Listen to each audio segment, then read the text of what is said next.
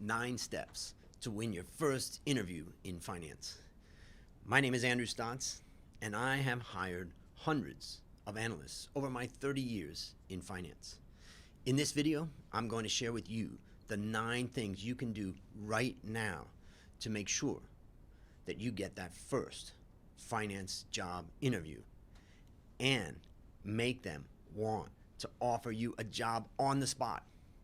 Before we start, pause this video and go to the link in the description to download the 9 steps cheat sheet so you can follow along. Are you ready? Let's get started. Number 1, interview 3 people about their careers in finance. Ask friends and family to introduce you to people they know who work in finance. Then reach out to them and ask for a 30-minute meeting where you will go to their home or office and ask them a series of questions about their career paths and jobs. Prepare your questions in advance. This interview will give you good information to determine which part of finance you want to work in. There are 2 benefits to this. First, you have made a new connection in the finance world. And second, you have learned more about their job and whether that type of job suits you. Let me tell you one little story about this. I have had my interns send out messages to people on LinkedIn and introduce themselves as students before asking a question. What I found is that people are much more willing to share some of their knowledge and experience if the requests come from a student. So if you are a student, see it as an advantage, not a disadvantage, and start reaching out. Number 2, clearly state your mission. I'm on a mission to help 1 million people reduce risk in their lives. That's the mission of my Worst Investment Ever podcast, where I interview people about their worst investments and what they learned from them. Is that mission clear? Yes, but it took me a long time to make it that clear. Now it's your turn to state your mission. And even though you don't know much about the world of finance, you still need to come up with a clear and straightforward mission of what you want. Write it down. Think about it. It could be as simple as, I want to be a fund manager. Once you have written it down, talk to people about it. Ask the 3 people you interview about it. Ask your family about it. Search on the internet about it. Ask friends and family to introduce you to a fund manager they know so you can learn more about that job. And don't worry if your mission changes in the future. That happens all the time. Finally, from my experience, more than 95% of people do not write their goals down. Welcome to the 5%. Number 3, identify one thing that sets you apart. Good employers won't talk to you if you don't stand out from your peers. You're just another face in the crowd to them. The good news is that you don't need to be significantly different from others to stand out. You just need one thing that makes you different. It could be about an experience in your youth or something about your upbringing, or it could be related to your work experience. One of my valuation masterclass boot camp students worked as a petroleum engineer on oil rigs in the ocean and wanted to become a sell-side equity analyst. He didn't see how he could do it without experience in finance. After we talked about it, we determined that one thing that set him apart from his peers, and even from other successful energy analysts, was that he had on-the-ground experience in the energy industry. When he explained this in his job interview, it set him apart and got him the job. You need to find that one thing that sets you apart and use that to get that first job in finance. Number 4, read finance and investing books. Are you really interested in finance and investing, or are you just saying that? One way to test this is to read books about finance and investing. Here are 4 books that the person you are interviewing with has most likely read. First, One Up on Wall Street by Peter Lynch. The Little Book That Beats the Market by Joel Greenblatt.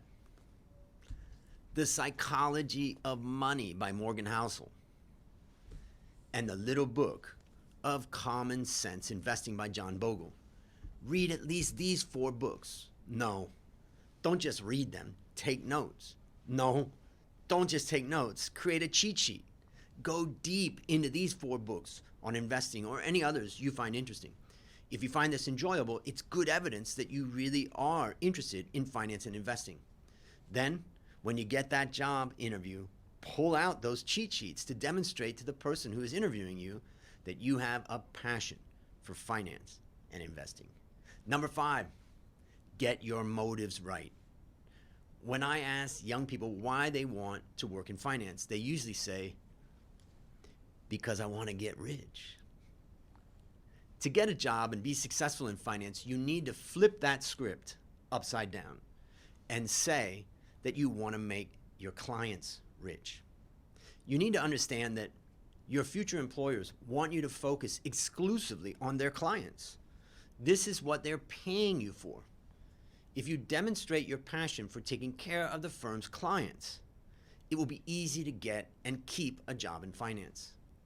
In the world of finance, and according to CFA, Code of Ethics, and Standards of Practice, you need to put the firm's clients first, the firm second, and yourself third. Get this order of importance right, and you will have a long and successful career. Get it wrong, and nobody will want to work with you. Number 6, start investing and tracking your performance. Let me tell you the story of when my boss hired a guy named RJ on the spot. I was shocked when I saw it happen, and I asked my boss what made him so comfortable hiring RJ as a sell-side analyst.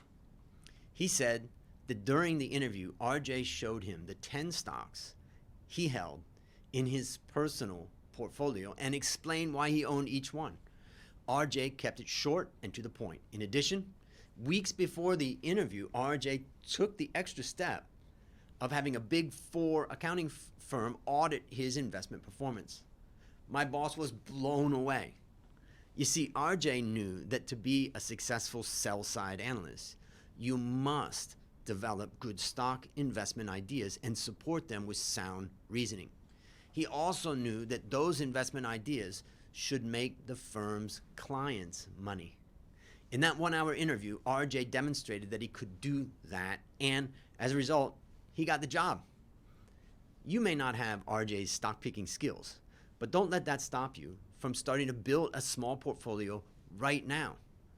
And start writing down why you bought and sold a particular stock and why you gained or lost from that trade. Don't worry if your performance is not outstanding like RJ's. Just get into the habit of explaining what you learned. Trust me, you will stand out from about 95% of applicants by doing this. I know what you may be thinking. That's a good idea, Andrew, but I don't have any money. If you don't have money, don't worry. Make a model or mock portfolio and act as if you are investing real money. It will be great practice. After all, the employer doesn't expect you to be rich when you are starting your career in finance. Number 7, update your LinkedIn profile. Think of LinkedIn as your personal web page, but it's even better because if you put your own web page up on the internet, let's call it www.yourname.com. The bad news is that nobody will go to it, and it will take years to build up traffic and a following for the blog posts that you write. But on LinkedIn, you can do that in weeks, not years, because LinkedIn brings the traffic and provides the ecosystem like hashtags to direct that traffic to good content. To avoid getting overwhelmed, just start right now with these 3 things. First, add a professional and happy looking picture. Second, create a headline that conveys your mission. Third, write 1 post per week. One idea is that you could write about your journey in finance and investing, or pick another topic that interests you and just start publishing. Oh, and if you don't like writing, then make 1 good quality video per week. Just start. Then when you apply for a job, Always share your LinkedIn profile in that email, never your resume or CV. Number 8, sign up to take the CFA exam. There are only 200,000 people around the world who can use the letter CFA after their name. These CFA charter holders have demonstrated that they understand a broad body of knowledge critical to being an excellent financial professional. CFA exam is only about 50%. So if you've passed all 3 exams, it demonstrates that you have a passion for finance and the determination and commitment to learning everything you can. But for now, don't worry about passing all 3 exams. Just focus on passing level 1. If you just pass level 1, it is strong evidence for your potential employer that you have passion and determination. Go to cfainstitute.org, check it out, and sign up now. Putting your money down to take the exam is a good demonstration of your seriousness. Number 9, build one core skill. Let me tell you one final story. Between 2020 and 2022, I hired 100 interns. It was crazy. At times, there were as many as 7 interns in my office. Those interns helped me more than they will ever know during those dark days of the government lockdowns due to the pandemic at the time. On their first day, I asked each intern the same question. What is one skill you have that you can apply in my company? Can you guess how many of them could tell me a skill? Only about 5. 95% of those college grads didn't have a skill. You see, university is about information, not skills. You learn a lot of general stuff, but not practical skills. I want this story to teach you that it is not hard to stand out and become one of the 5%. Pick any skill. Here are a few: writing, coding, Excel modeling, website design, graphic design, public speaking, or sales funnels. These are just some of the many skills you can develop. Pick a skill and complete 3 online courses on that skill. Do it now. Oh, and this brings me to another statistic I have learned from selling online courses. Only about 10% of people complete the typical on-demand online course. This is one of the reasons I converted my Valuation Masterclass Bootcamp into a bootcamp. When I did that, my completion rate went from 10% to 70%. Anyways, it doesn't matter what skill you build. Just pick one and start learning and start enjoying that you are quickly rising to the top 5%. Well, those are my 9 steps to getting a job in finance. I hope you learn from this and put the 9 steps into action to build your career in finance. I also hope you find as much happiness in the world of finance as I have. Remember to go to the link in the description to download the cheat sheet I made of this video so you don't miss a thing.